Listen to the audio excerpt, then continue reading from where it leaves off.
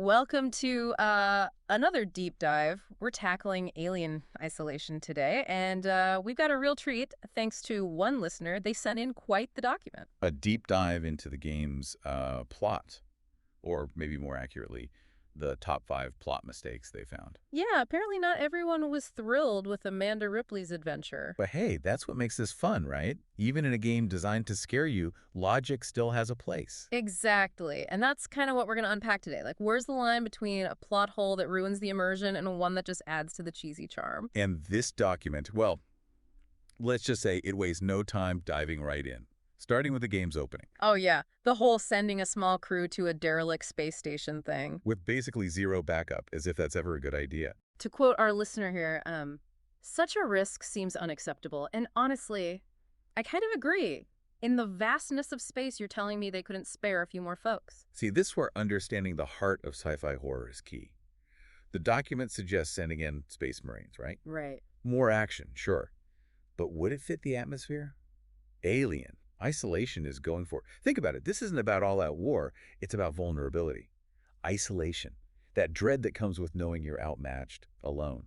Hard to achieve that with an army at your back. So it's a trade-off, realism versus, like, the kind of story they wanted to tell. Exactly. And this tension between what's exciting versus what makes sense. It comes up again with what the document calls, and I quote, the curious case of the surviving marshal.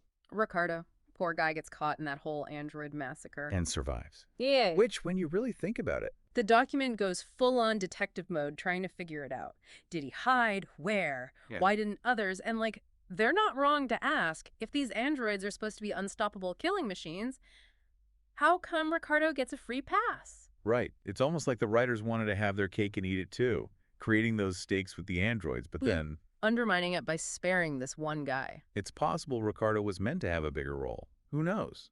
Or maybe his death just didn't land the way they wanted. Sometimes it's less about airtight logic and more about, like, pacing, emotional impact. Exactly. Which brings us to a point even I had to agree with. Amanda Ripley's close encounter of the xenomorph kind.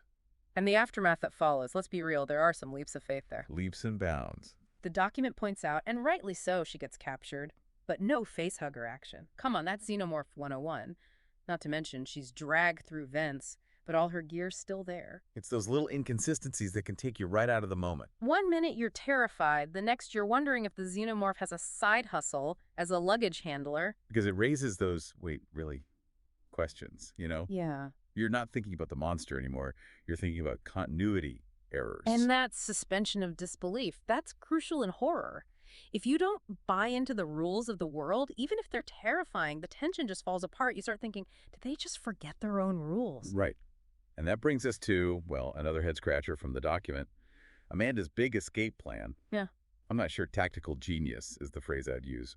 Yeah, the document was not a fan. They even point out if xenomorphs can survive in space, which, hello, we've seen it. It's canon at this point. Why is running away her big plan? It's one of those things that probably looks cooler on screen than it makes sense for, someone actually trying to survive. Right. The document actually suggests using an EVA suit. Oh, for a spacewalk escape? Thinking outside the airlock, I guess. Yeah.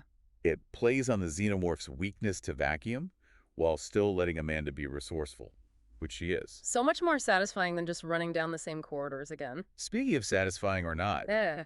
that brings us to the grand finale, that cliffhanger. Which this listener was not a fan of. Let's just say that. Cliffhangers are tricky. Yeah. Done well, they leave you wanting more, but if it feels unearned, Or out of character. yeah, it can backfire. Make the audience feel cheated almost. And our listener's big question.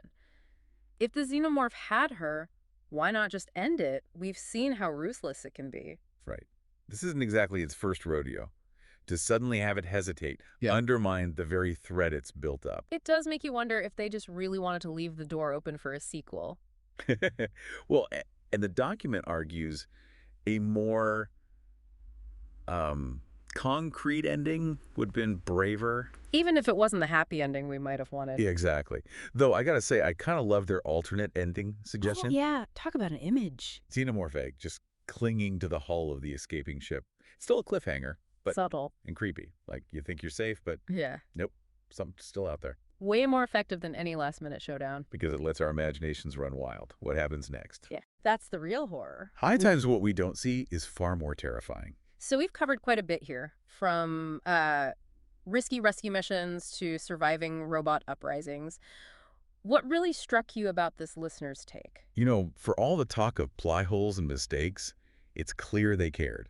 Like, really cared about this story, about this world. That's the thing about these deep dives, isn't it? It's not just about tearing something apart. It's about, I don't know. Appreciating the craft. Yeah, and engaging with it on a deeper level. Because Yeah. what resonates with one person? Might totally fall flat for someone else. But by getting into the details, questioning those choices, it makes us more aware of what goes into a story. More critical consumers of media, even. And maybe even better storytellers ourselves. It's like, yeah, this thing I love, it might have flaws, but that doesn't mean it can't still be great. And it gets us thinking, right? Like, what would we do differently? Exactly. If you were the one writing this story, how would you handle those tricky plot points? It's that active engagement that makes these conversations so interesting. Suddenly, we're not just watching a movie, or in this case, playing a game. We're thinking about the creative choices behind it. Exactly.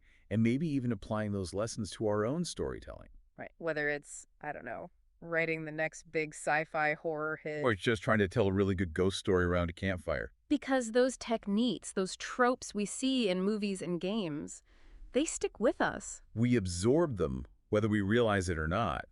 And by, examining them, maybe even picking them apart a bit. We become more aware of how they work. More discerning audience members, I'd say. So even if it starts with, hey, that plot point didn't make sense. It can be a really valuable exercise. Totally.